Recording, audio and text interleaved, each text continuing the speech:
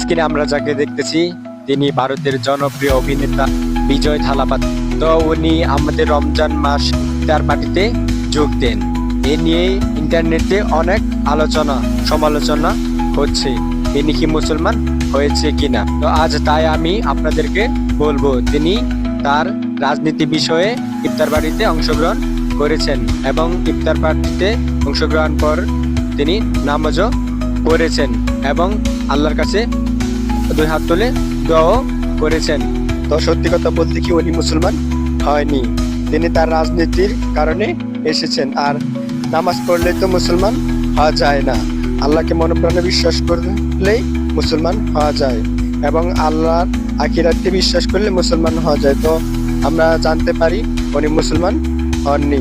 উনি রাজনীতির বিষয়ে ইফতার পার্টিতে অংশগ্রহণ করেছেন, ইফতার পার্টি অংশগ্রহণ করে তিনি নামাজও আদায় করেছেন। তবে আমি ওনাকে আহ্বান করছি মুসলিম হওয়ার জন্য, তার জন্য দোয়া রইল।